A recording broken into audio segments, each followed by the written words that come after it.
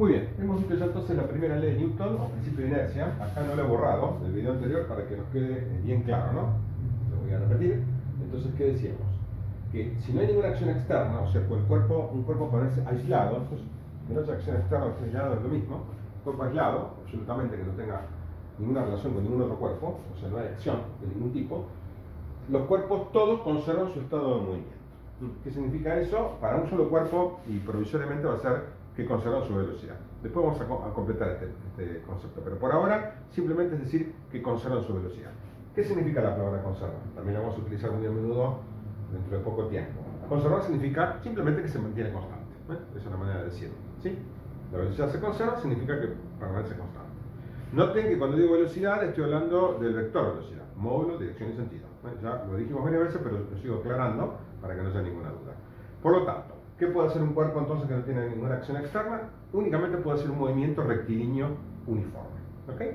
O, caso especial, estar en reposo respecto al observador. Como caso especial, obviamente, ¿no? Ya vimos los sistemas relativos, por lo tanto, que esté moviéndose a velocidad constante o que esté en reposo respecto al observador, ¿de qué depende? Simplemente del sistema de referencia. Vamos a hablar también más sobre eso. Por ahora, para no cargar demasiado todos los conceptos de golpe, vamos a ir avanzando de a poco, ¿sí? Y vamos a hablar sobre ellos más en profundidad prontamente. Bien, vamos ahora entonces a ver la segunda ley. ¿La segunda ley de qué trata? Bueno, si la primera ley me dice que si no hay acción externa, los cuerpos conservan su estado de movimiento, la pregunta que me hago es, bueno, si ahora hay acción externa, ¿cómo cambia el movimiento? ¿Cómo cambia el estado de movimiento? ¿Se entiende? ¿De qué manera? ¿Complicada? ¿Simple? ¿Qué sería cambiar el estado de movimiento? Bueno, que la velocidad cambie. Si la velocidad cambia, ya tenemos una magnitud cinemática que hemos definido para evaluar ese hecho. ¿Cuál es? La aceleración.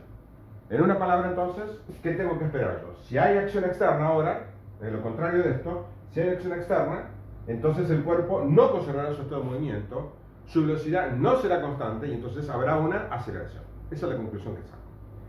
La pregunta ahora es cómo relaciona esa acción externa con esa aceleración. Si es una manera simple, una manera complicada o, bueno, cómo puedo avanzar sobre ese concepto. Para eso entonces vamos a definir justamente lo que se llama interacción o fuerza. Por algo que vamos a ver más adelante, un poquito, en el próximo video, muy prontamente, no existe una acción aislada sin nada que la produzca. O sea que lo que hablamos siempre es de interacción. Interacción, ¿qué significa? Que un cuerpo hace una acción sobre otro y ese otro a su vez tiene que hacer una acción sobre el primero. No puede haber acciones aisladas. De la nada no puede venir una acción. Es decir, si este cuerpo está sin ninguna acción externa y aparece alguna acción, alguien tiene que hacerla. Algún ente, otro cuerpo, lo que fuere, tiene que haber, no puede venir de la nada. Entonces, ese algo es otra entidad, mínimamente, entonces, para que haya esa acción que tiene que haber. Entonces, en realidad hablamos de más bien una interacción. Acción que produce un cuerpo sobre otro y viceversa. Por eso vamos a hablar siempre a partir de ahora más de acción, más que de acción vamos a hablar de interacción. Bueno, para ver esto, imaginemos ahora en vez de un solo cuerpo, que teníamos acá aislado, imaginemos dos cuerpos. También aislados, no hay otra cosa, ¿no? Ellos dos están aislados e interactúan entre sí, para hacer las cosas fáciles. ¿Cómo pueden interactuar los cuerpos entre sí? Bueno, acá dibujé un cuerpo 1, cualquiera que fuere, y un cuerpo 2, cualquiera que fuere. Y acá dibujé como una especie de resorte, lo que voy a llamar un mecanismo de interacción. Algo que interactúa idealmente en los dos cuerpos. Puede ser un resorte, como fíjense como esto. Fíjense, ustedes saben lo que es un resorte, ¿no? Obviamente. Resorte, ya lo vamos a estudiar también esto más profundamente, ¿no? Tiene la característica de tener una cierta forma, y si yo lo estiro y lo suelto, vuelve de nuevo a su forma, y si lo comprimo y lo suelto, vuelve a su forma. Eso básicamente como funciona un resorte. Todos más o menos lo sabemos. Entonces fíjense qué pasa. Este artefacto cilíndrico es solamente para soportar el resorte y que no haga esto que está pasando justamente ahora, ¿no? Que se vaya para cualquier lado. Entonces, yo comprimo el resorte, fíjense ustedes, ¿sí? Supongamos que pongo dos cuerpos, uno en cada lado, suelto y el resorte se estira, se descomprime y empuja a los dos cuerpos, cada uno en sentido contrario. Entonces los cuerpos van a adquirir una aceleración a 1, este para allá, y a 2 para allá. ¿Ok? Ese mecanismo de interacción puede ser un resorte simplemente, puede ser una explosión. Imagínense ustedes que acá tengo un petardo o algo por el estilo, lo enciendo, la pólvora explota y ¡fuck! Me manda un cuerpo por un lado y otro por el otro. Es un mecanismo de interacción, ¿está bien? Pueden ser dos imanes que se repelen. Eso lo vamos a ver muy bien en física 2, cómo funcionan los imanes. Pero básicamente ustedes saben que un imán puede atraer o repeler a otro de acuerdo a la polaridad, al polo que tenga, polo norte o polo sur. Vamos a ver ahora entonces, antes de seguir adelante, y con esta idea tan básica de un mecanismo de interacción y dos cuerpos, una experiencia muy simple. Recuerden que el sistema tiene que estar aislado, no tiene que haber otras acciones externas, ¿ok?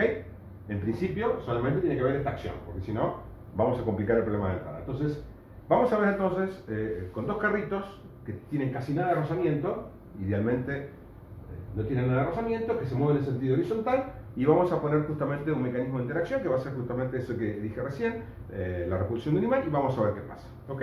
Así que hacemos un corte y vemos ese video. Bien, ahora en este experimento vamos a hacer interactuar dos carritos, ¿no? Tienen un imán que hacen que se repelan, ¿sí? Si yo los acerco, se van a repelar. Eso, digamos, esta propiedad de los imanes la vamos a estudiar en el que viene en física 2, pero todos más o menos saben que un imán puede atraer al hierro, pero si pongo dos imanes, a veces se atraen entre sí o a veces se repelan, ¿sí? Pero bueno, eso más o menos quizás lo conozcan de forma cualitativa. El año que viene, insisto, lo vamos a estudiar. Por ahora, es un mecanismo de interacción, nada más, que tengo entre el carrito rojo y el carrito azul. Es un mecanismo de interacción cualquiera, ¿sí? ¿Cuál es el experimento que vamos a hacer? Vamos a juntarlos y vamos a tenerlos ahí en esa posición y en un instante dado los suelto, y en ese momento actúa el mecanismo de interacción, en este caso es la repulsión por los imanes, y fíjense qué pasa con los carritos. Se alejan uno de otro, prácticamente a la misma velocidad parecería ser, ¿sí? ¿Ok? Y yo puedo hacer entonces ver cuál es la aceleración que tiene cada uno desde que parte del reposo hasta que alcanza la velocidad final. Eso se puede hacer con esta cinemática fácil. En este caso los carritos son iguales, ¿sí? Solamente cambia de color. En uno, por ejemplo, azul le voy a modificar, le voy a poner otro cuerpo encima y vamos a ver qué pasa. Vamos a hacer así, voy a poner este acá, disculpen, el rojo, porque tengo el toque ahí. Y fíjense que el carrito azul se va con mayor velocidad que el carrito rojo, ¿sí? Es decir, que aparentemente esta velocidad que alcanzan luego de la interacción va a depender de alguna propiedad que tiene cada cuerpo, ¿sí? ¿Okay? Cuando son iguales, parece que la velocidad es la misma, insisto, ¿sí? La velocidad que alcanzan al final es la misma. Cuando son distintos, ¿sí? Y esto es importante que lo vamos a ver después cuantitativamente, parece ser que el que tiene alguna cosa mayor, que en principio parecería que fuera el peso, ¿no? Más pesado es esto, le he agregado una pesa de 250 gramos, se mueve con velocidad menor al final, ¿sí? Bueno, esto es un ejemplo de interacción. Se pueden hacer con este mismo par de cuerpos, con o sin el adicionar de esto, y modificando el mecanismo de interacción, podría poner yo un resorte, por ejemplo, que se expanda en vez del mecanismo de imanes, y cambiar el mecanismo de interacción. Puedo ver entonces si hay una relación entre las aceleraciones que adquieren los carritos o no, o de qué dependen las aceleraciones que adquieren los carritos. Insisto, las puedo medir las aceleraciones. Ahí la velocidad es cero, ¿ok? Luego de un cierto tiempo alcanza la velocidad final y bueno, puedo saber, mirando las variables cinemáticas, digamos, qué aceleración tuvo el carrito, cada carrito, ¿ok? Bueno, trabajando con esos conceptos, qué aceleración tiene cada carrito y cómo se modifica esa aceleración de acuerdo al mecanismo de interacción o al tipo de cuerpo que tengo, vamos a sacar las conclusiones justamente muy importantes sobre la segunda ley de Newton.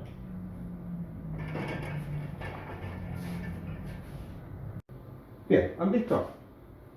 Es una cosa básica también que estamos haciendo. ¿Qué cosas básicas estamos haciendo? Experimentando, ¿ven ustedes?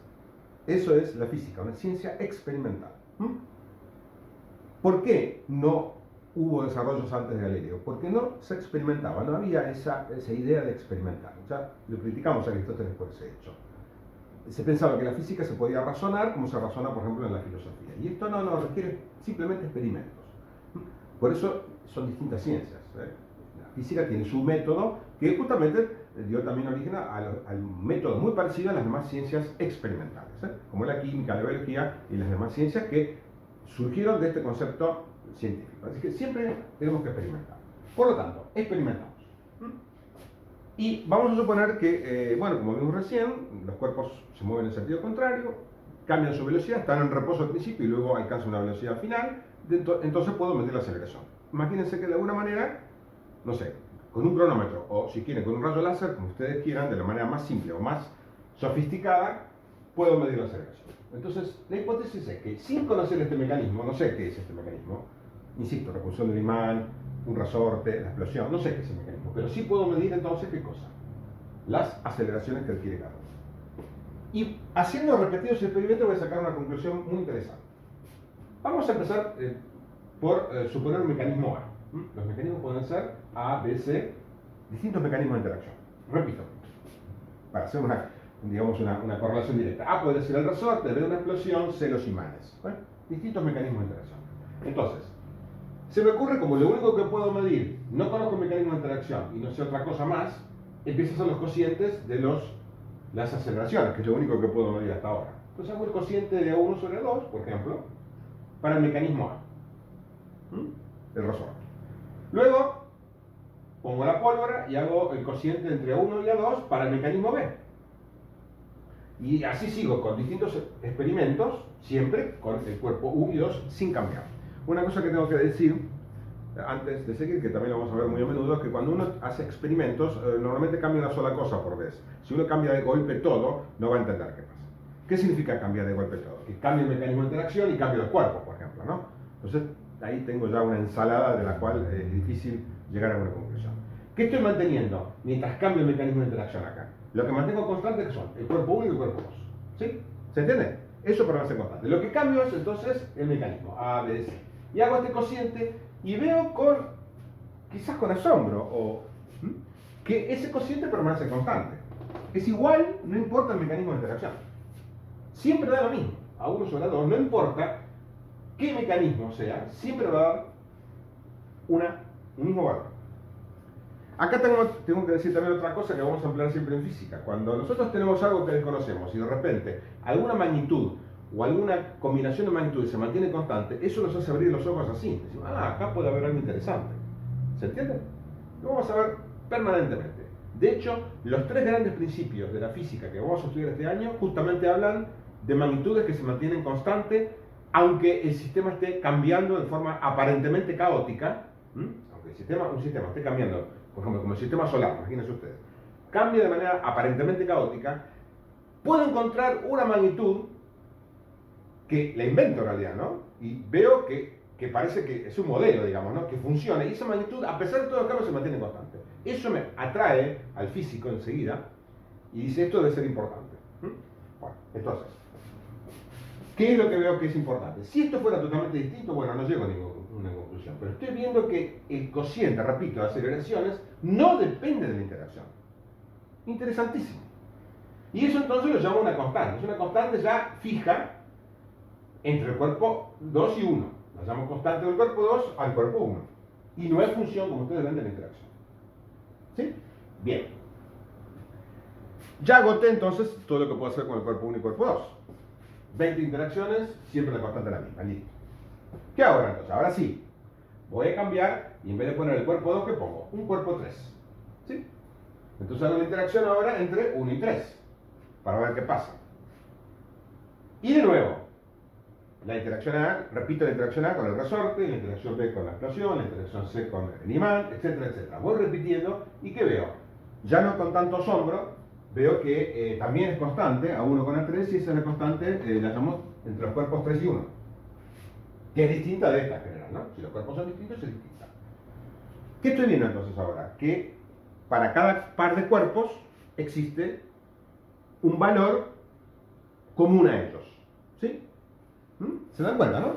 Como si fueran dos carritos, lo hicimos recién en el video, pusimos dos carritos iguales, ¿se acuerdan? Y después, ¿qué hice con un carrito? Le puse una pesa encima, de alguna manera cambié el cuerpo, puse otro cuerpo, porque es el carrito con la pesa, entonces otra cosa, y vimos entonces que se movían de manera diferente. Si yo pudiera entonces medir en ese experimento que vimos recién en el video anterior, estas aceleraciones, puedo obtener estas constantes. Bueno, podría ahora decir, ¿qué pasa si tomo 2 y 3 ahora? Bueno, el cuerpo 1 lo descarto y me queda 2 y 3. Y mido a 2 con A3. También para la interacción B, etc. Y obtengo otra constante distinta, constante 3,2. ¿Sí? Bueno, entonces parecería que para cada par de cuerpos del universo habría una constante entre ellos, propia, ¿no? Particular. ¿No? Cuerpo 1 con 2, 1 con 3, 3 con 2 y así sucesivamente. Si esto fuera así, que las constantes fueran todas diferentes y no puedo llegar a ninguna conclusión, parecería que, bueno, medio complicado el tema, ¿no? Pero observo lo siguiente. Que esta constante que obtuve, fíjense que esto es experimental todo esto, ¿no? Esta constante que obtuve experimentalmente es igual al cociente entre esta y esta, entre 3,1 y 2,1. Ahí sí. Maravilla, muy bien. ¿Qué significa entonces? Que necesito entonces hacer, por ejemplo, medir 3,2. Porque con medir 2,1 y 3,1, 3,2 lo puedo calcular. Entonces no tengo infinitas combinaciones de un par de cuerpos. Solamente, digamos, teniendo un cuerpo 1 como referencia, ahí es donde empiezo a pensar, si el cuerpo 1 es mi referencia, es un cuerpo que elijo como referencia, ¿qué hago? Mido la constante de 2 respecto a ese cuerpo y de referencia, que me gustó elegirlo, la 3 respecto al 1, y después para calcular el A3 respecto a 2, que son otros dos cuerpos cualesquiera, simplemente hago ese cociente. ¿Se entiende la idea? Repito, no tengo que andar midiendo para cada par de cuerpos del universo la constante. Solamente tomo un cuerpo como referencia, el cuerpo 1 por ejemplo, y mido la constante del cuerpo 2 respecto al 1. Luego mido la constante del cuerpo 3 respecto al 1. Voy así midiendo. Y para sacar la constante del cuerpo 2 al cuerpo 3, no tengo que medirla. ¿Por qué? Porque la puedo calcular de esta manera. ¿Sí? Noten lo importante, que esto es por observación. Muy importante, por experimentar. No es una cuenta que hago, una deducción matemática. ¿Está claro, no? No estoy deduciendo nada matemáticamente de esto. Es una observación que hago y que veo que los cuerpos se comportan de esa manera. ¿Está clara la idea? Ojo, ¿eh? No puedo deducir yo de esto simplificando ni nada porque son todas observaciones que hago. Imagínense que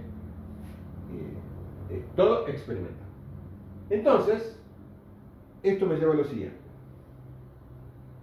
En vez de calcular, repito, como dije hace un instante, todas las constantes entre todos los cuerpos, digamos, concebibles, me conviene tomar un cuerpo patrón. Un cuerpo patrón de referencia, un cuerpo de referencia. Es decir, bueno, ¿qué es este cuerpo? Le doy un valor 1 de una propiedad, digamos. Y digo, entonces, ¿qué es esto? La constante 2 respecto al patrón. Esta es la constante 3 respecto al patrón. Para calcular la constante entre 3 y 2, que son dos cuerpos cualesquiera ahora, simplemente es el cociente entre las constantes respecto al patrón. ¿Está claro? Entonces, el cuerpo 1 vendría a ser un cuerpo de referencia. ¿Sí? Bien, vamos ahora en el próximo video voy a borrar esto también, ya lo sabemos, y vamos a cuantificar un poco mejor esto que estoy diciendo.